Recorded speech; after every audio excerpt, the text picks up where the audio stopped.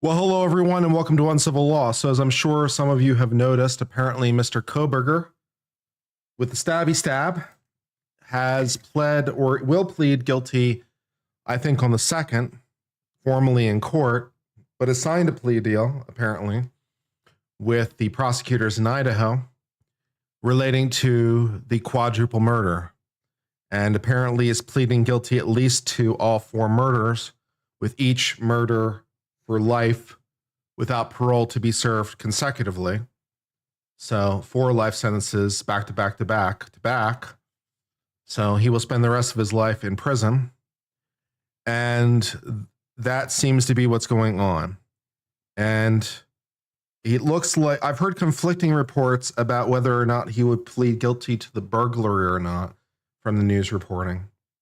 But I've seen some that say yes and some that say no in terms of pleading to the burglary, but like who cares at that point, to be honest?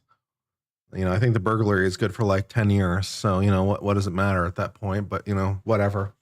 So apparently he's pleading guilty to 4 counts, and this will be presumably entered into court on the 2nd, I believe, is when he was scheduled to make his next appearance, if I understood correctly.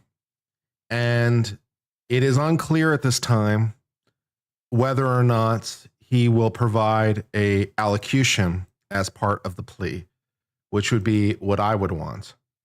Because I want to know what happens, and if we don't have the ability to see the evidence, because the trial's not going to happen, I'd want him to take the stand and testify as to what he did, like in some detail.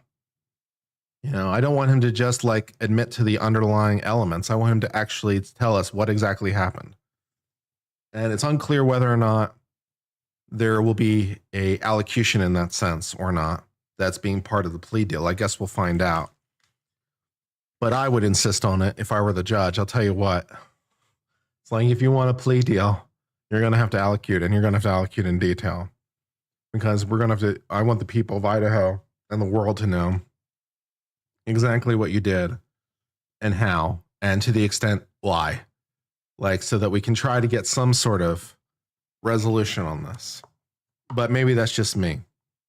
If I were the judge, I would not accept a plea deal without a full and complete allocution. I'll tell you that.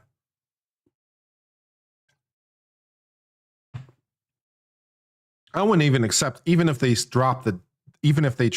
state tried to get cute with me, right? It's like, okay, I'm not going to accept your plea, unless you allocate. And the state tried to get cute with me and be like, well, we'll just drop the death penalty then. And so he'll just plead to the top count. I'll still be like, no, I'm not accepting your guilty plea. I'm not accepting your guilty plea because I need the full allocation. So it's like, you can either allocate or we could go to trial. But maybe that's just me. Maybe I'm a dick. I don't know. So that's the only question I have relating to this. And of course, the victims presumably will have the right to give their impact statement, as they do, for whatever value it will have. But, probably not much, to be honest. I mean, the judge could reject it on the back of the victim impact statements, of course, but probably won't do it on that basis. And Mr. Kohberger, of course, waives his right to an appeal and then serves maximum security time somewhere, potentially not even in Idaho, because we saw that, for example, with the cinema Batman shooter in Colorado. He was convicted in state court of, the shootings in the Batman movie theater in Colorado, in Aurora, I believe it was, if memory serves correctly. And after 2 years, he was transferred, and I think eventually wound up in a prison in Maine. I don't remember if it was a federal prison or not. But states have sharing agreements like that. So I think he wound up in a prison in Maine after a while. So, whatever. And we also saw it, for example, in Daybell, I think, because, we saw it not in Daybell. We saw it in, what's his name, with Daryl Brooks, with the car in the parade. Yeah, we saw it with Daryl Brooks because Daryl Brooks was convicted in, Michigan? And last we saw him, he was serving time in Montana, I think. So that kind of thing can happen. So whether or not he'll be serving his time in Idaho or some other facility, yet to be determined, I assume. So all those good things. So, and of course, the biggest victim of them all, of course, is me. I am the biggest victim of them all because I don't get to grift off of it. And so, you know, we can pour one out for uncivil. You know, I'm the biggest victim of this plea deal. So that's very, very disappointing for me. So yeah, Wisconsin. Yeah. So yeah, Wisconsin. And then he wound up in Montana, I think. So yeah. So that kind of thing can happen. So that is basically what there is to say about that. And there isn't really much more detail to say about it. And yeah. I don't know if there's much more to say than that. So yeah. He done in jail? He might be done in jail. Yeah, there's definitely some factors here. So we'll see. I mean, you know, the quadruple murder was well planned and everything, presumably, assuming he did it, of course, which he seems like he's pleading to. So, but yeah, assuming he did it, then it was well planned and well thought out. Apparently not well enough, but still, he tried. It was well deliberated. So, you know, yeah, all those things. Yeah.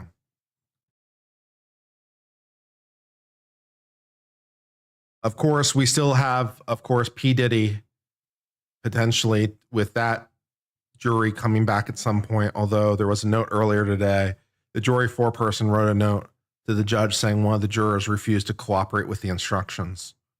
So there's some drama apparently with the jury in the P. Diddy case. So who knows how that's going to resolve, but that could resolve in a lot of, yeah, he's going to allocute.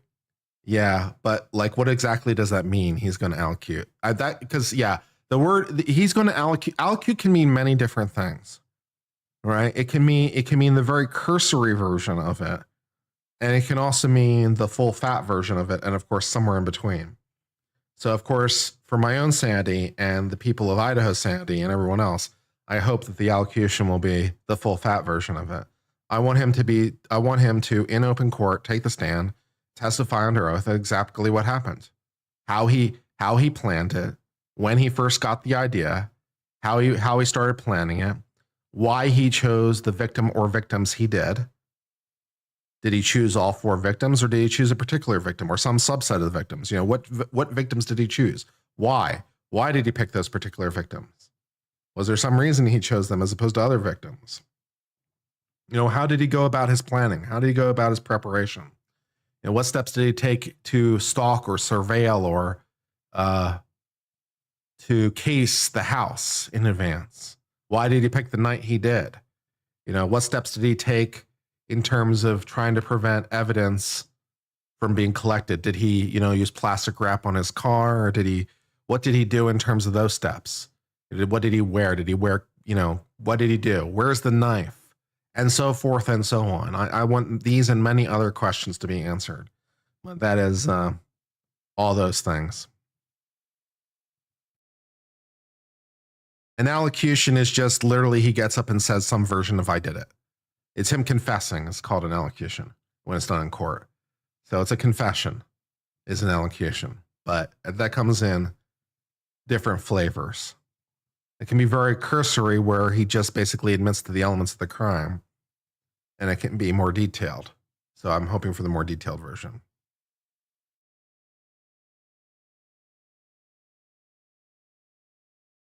Yeah, some families, members are upset. Yeah, understandable. Be millions of dollars for the state. I mean, the state has already expended quite a lot of money, but yes, I mean, death penalty cases are expensive and would continue to be expensive. So very much so.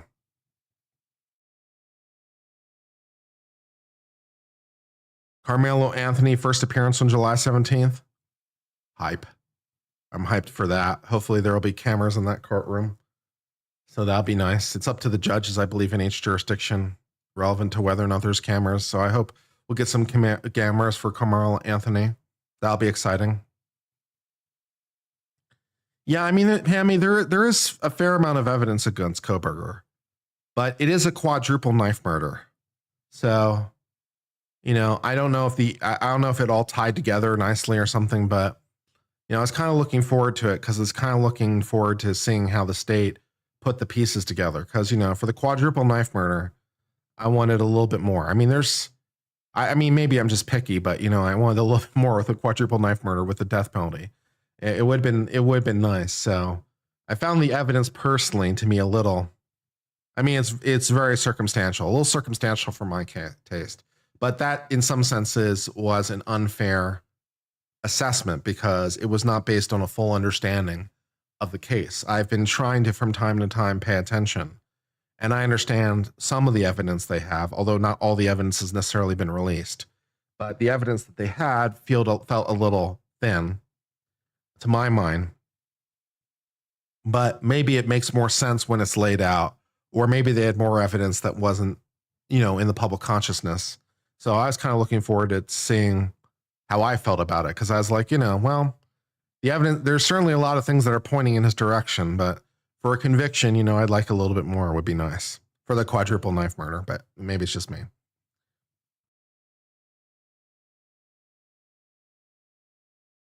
Why did he take the plea deal? Well, as to the evidence or not, I mean, there might be evidence that Mr. Kohberger is aware of that you and I are not. So there could be evidence beyond what has been publicly made available up to this point.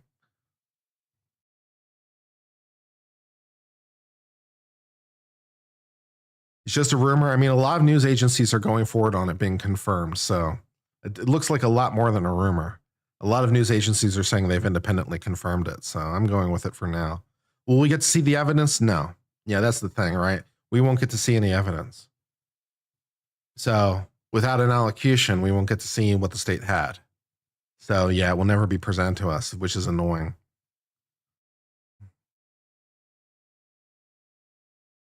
There's going to be a lot of hotels losing money this summer with cancellations. Yeah. I can't imagine them making him say anything. Well, he's going to definitely have to say some things for sure to accept the plea deal. Yeah. But in terms of he has the right to remain silent, but he's pleading guilty. So that obviously kills his right to remain silent. Because you're confessing. That's the whole point. So you have no right to remain silent in a guilty plea. Because it doesn't put you in any jeopardy because you're already pleading guilty. So it doesn't matter.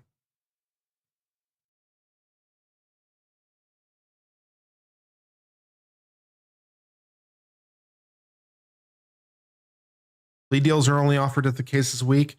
Not necessarily. Plea deals can be offered for a lot of reasons. Strength of the case is one factor, but there's a lot of reasons to plead guilty.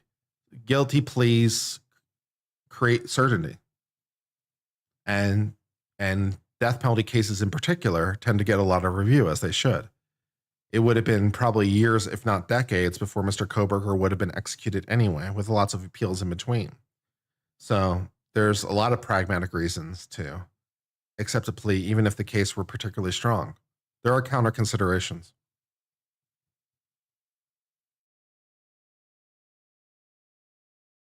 It's Thursday morning. I had it down for Wednesday, but it might have been scheduled for Thursday. That's possible. Yeah. So maybe it's Thursday and not Wednesday. I had seen the second floated around, but maybe Thursday. Maybe that's true. Yeah. Every jurisdiction is different on how the guilty plea works, how much, if any, testimony is needed from the defendant. Sometimes all defendant has to say guilty. Others, they go through the indictment. That's true.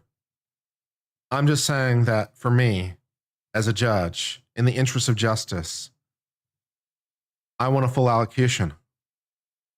I don't care what the minimum requirement is. I'm sure there's a minimum requirement for him to plead guilty. But if you're coming to this judge, minimum ain't gonna do it, Travis. I'm just saying. Not this time. Not this time. You can't make me. You can't make me accept the guilty plea. Yeah, your client is gonna give a full-blooded, full-fat elocution or no plea for you. You can't make me take your plea. I insist. Make the court go bitch about it to the Court of Appeals, Travis. Go bitch about to the Court of Appeals about how mean Judge Uncivil won't accept your bog minimum plea deal. He's making us do more than's required, Your Honors. You go bitch about to the Court of Appeals. Let me know how it works out. You know what I'm saying? Damn, I'm a mean bitch.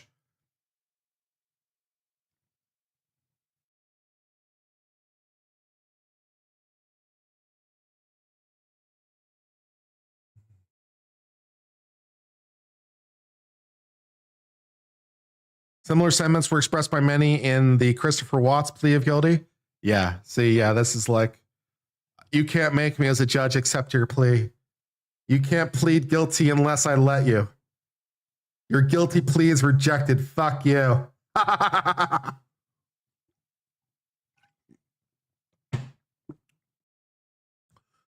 We can do this the easy way, or we can do it the hard way. Yeah.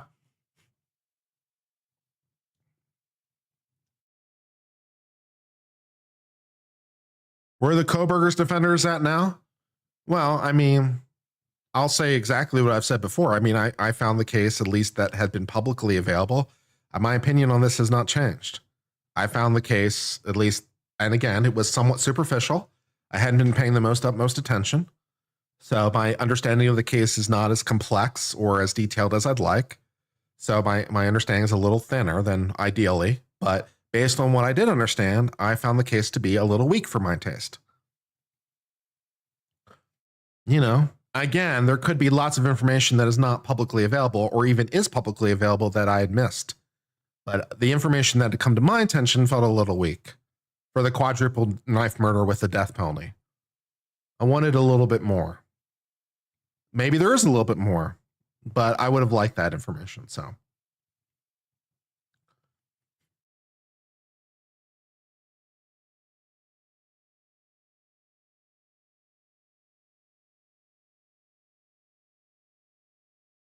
I mean, the DNA evidence, obviously, on the knife sheath is their best evidence, obviously. And then after that, it gets a little thin.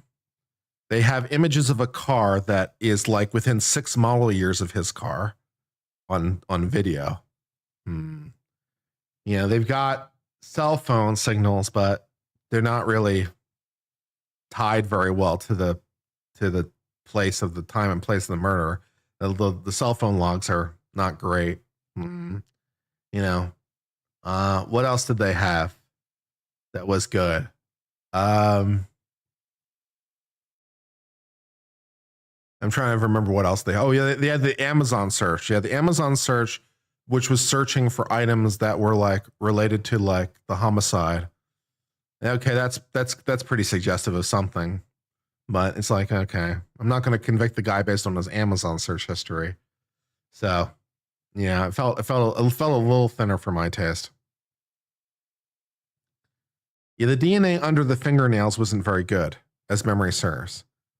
Unless we're talking about different things, because I believe if I understood correctly, and again, I could have misunderstood, but I believe the DNA under the fingernails of one of the girls was something like 15 times less likely to be Kohberger than a random person in a room. So if I understood correctly, if Kohberger was in a room with like 20 people, he would be the least likely person to be the DNA under the fingernails on a random selection. So that was kind of thin. Like, okay, in a room of 20, I'm the least likely person for it to be. It's not great. If we're 20-1 in favor of him, that still wouldn't be great. 20-1 is not very great, but it's 20-1 the wrong way around. Something like that.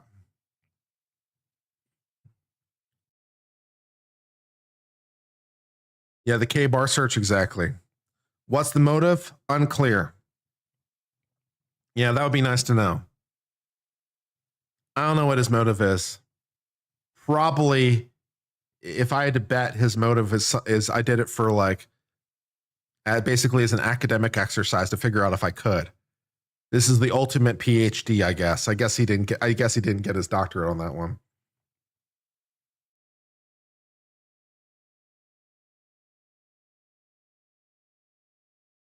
Does it save him from the death penalty? Yes.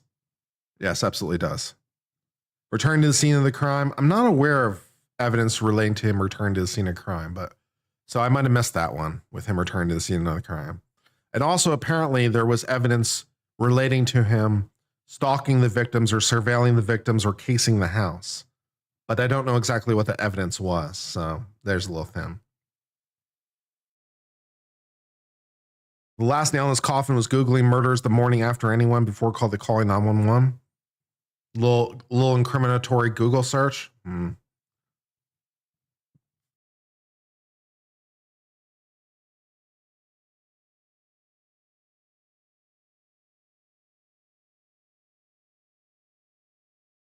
He was a criminologist, so he could see if he did it. Yeah, he did it out of basically academic curiosity. So he wanted to try to make theory into practice, I guess. Yeah, 4 counts of life without parole. That is my understanding. So yeah, consecutive for whatever value it has, whatever difference it makes. So four of them back to back to back to back. So when he's dead, he still has to serve life again, I guess. I don't know. Son of Sam law applies? Sure, of course it does. Yeah, he won't be able to profit from this. Prosecutor says there wasn't evidence of stalking? Okay, maybe I misunderstood.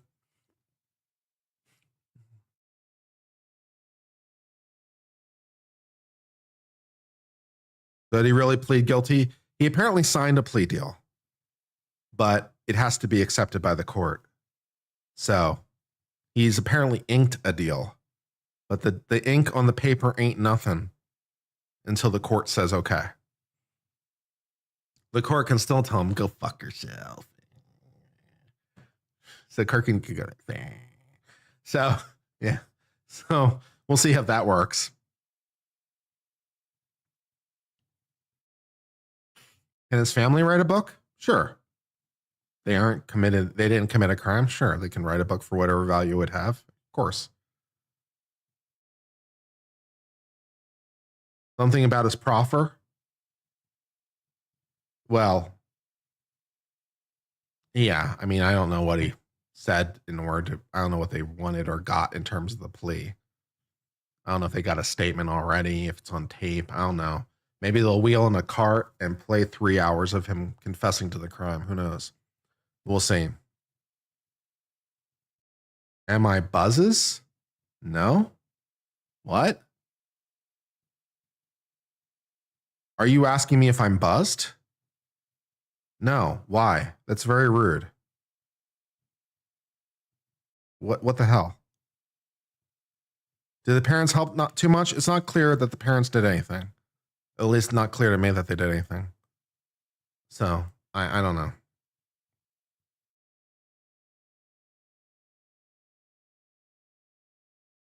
Didn't one of the families say they didn't want death? I don't know. Maybe. There could be division of opinion among the families.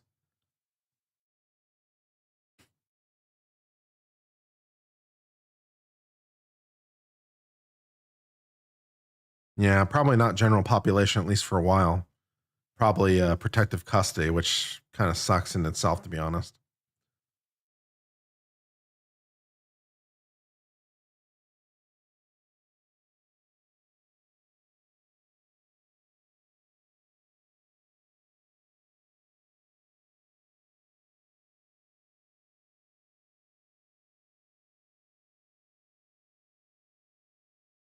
Anything else before we call it a day? I think Mr. Turtle Boy is going to be with Alan Jackson in a couple minutes, so I'm probably going to go watch that because I'm interested in what that interview is going to look like.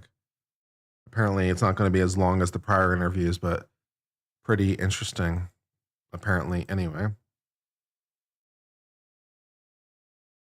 I'll see if I can redirect you over to the Turtle Boy for any value it has.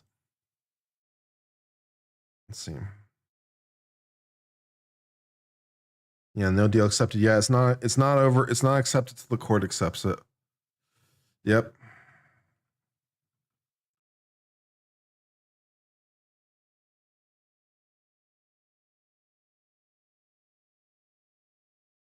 Apparently.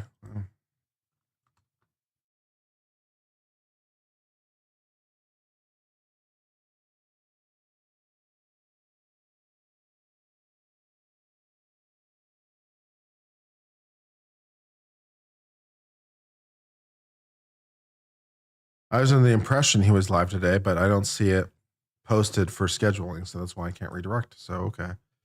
Did Jackson give an interview? He's supposed to be live tonight, I thought. But there's not anything scheduled on his channel, so okay. You received your merch and you're pleased with the Don't Be a Dick shirt? I'm glad. Is there any reason Bryan Kohberger would be so afraid of the death penalty that even if innocent, he'd rather take a plea deal? I can't speak to that. I mean, I can't speak to how people evaluate those questions. I mean, I can't speak to how people view the question of, you know, the fear of the death penalty as a factor. You know,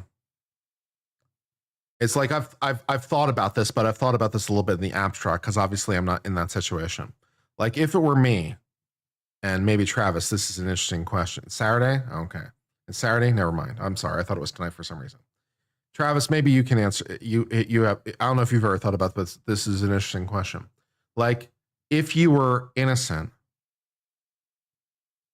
and you were being charged with capital murder, would you want the death penalty as an option or like not?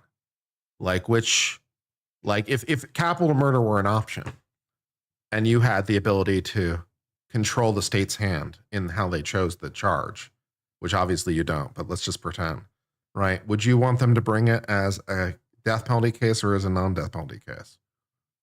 I think you might be better off with them bringing it as a death penalty case.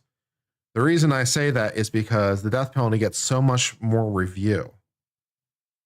Like it gets reviewed at every level with more earnestness because death is treated as different.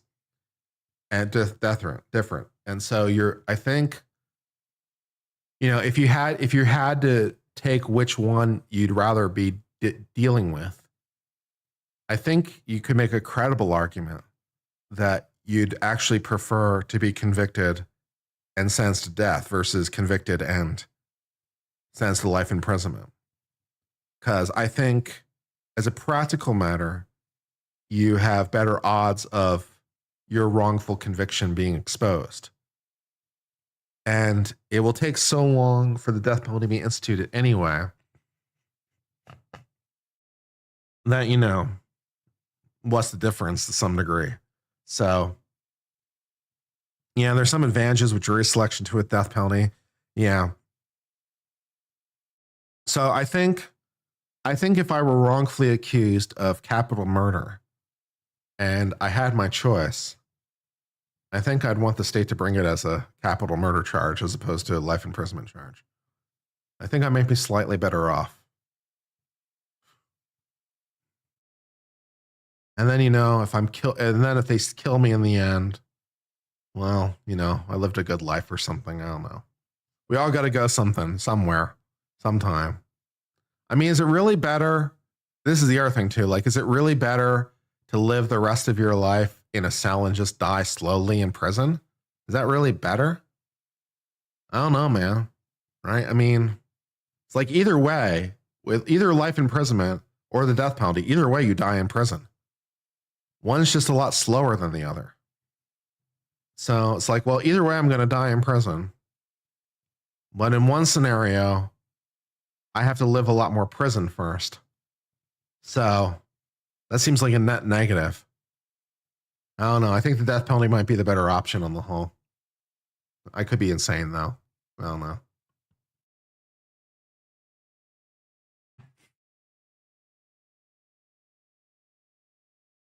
What makes the conviction wrongful? Well, I'm hoping, obviously, that information. If I were innocent, I'm hoping information that would uh, expose my innocence will become exposed through the appellate process in some way, somehow, in some combination. I'm hoping that the many levels of review will find an out. Yeah. Yeah, so it's an interesting question. Never thought of it before, right? It's like, yeah, this is something I thought about my first time. You get an automatic direct appeal to the Court of Criminal Appeals. You get better qualified attorneys if you can't afford attorneys, right? Because you get death penalty certified attorneys, right? You get death penalty certified attorneys, and you get like more levels of review and stricter review and more careful review, and yeah.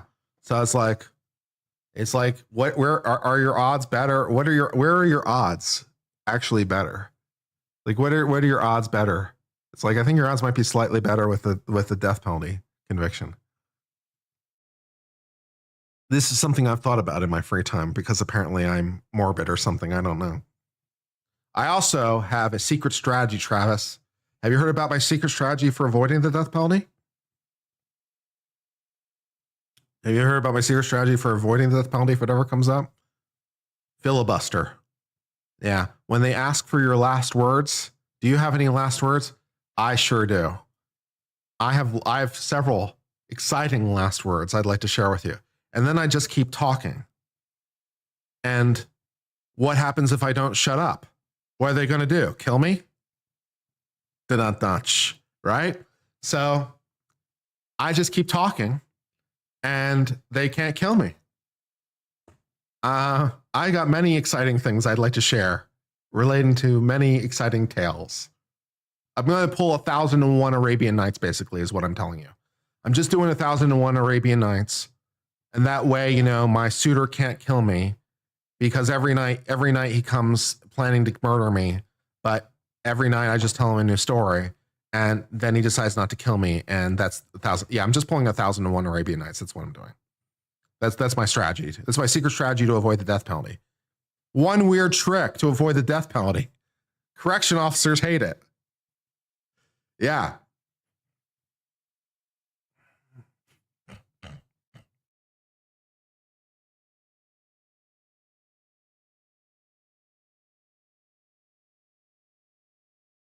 Yeah. I'd like to recite, yes, as my final words to you, I'd like to share with you a couple of my favorite numbers. 1, 2, 3 is pretty good. I like 4. It makes me think of a chair. 5 seems like a reliable friend.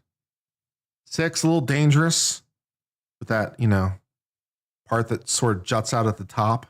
Feels like you could, you know, accidentally fall on that. Could hurt yourself. 7, I don't know if I can trust 7. It doesn't even know how to represent itself. It doesn't know whether or not it's drawn with 2 lines or 3. 7 is confused about its identity. 8, well, it's just forever. 9, I think that's just 6 again. 10, and so forth and so on. I like to share with you a few of my favorite numbers. Yeah, very exciting. The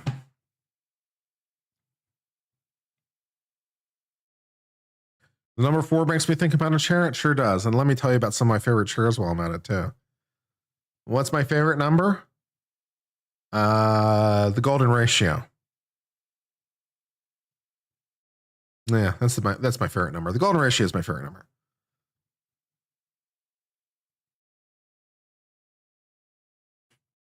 I think it's been tried a time or two. Some states have a time limit. Yeah, what are they going to do though? They're going to, like, if they tell me to shut up, what are they going to do? Gag me, I guess. Texas used to allow verbal and written last words, but some of the written were deemed to be flippant. No more. Yeah. A 2-minute time limit. They're going to gag me after 2 minutes. Yeah. Some of the written were deemed to be flippant. What does that even mean? flippant in the context of the last words. What does that even mean? Deemed to be flippant. It's a very interesting determination.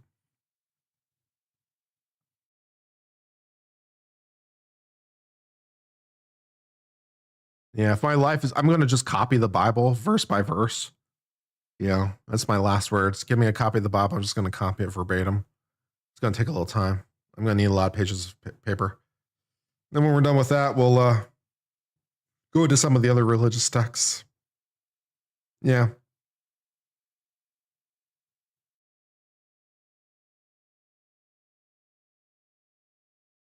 Insulting people out on the way like every movie made? Yeah, it could be. All right, well, I guess that's all for now. So I will sign off, and to the extent that there's any way for us to cover the plea, I don't know if that will be broadcast, but if it will, we'll try to cover it because that'll be fun. And Judge Darrow let Brooks go on for 2 hours? Yeah. It could have been worse. It was mostly like on point. You know, it was mostly on point. It could have been worse.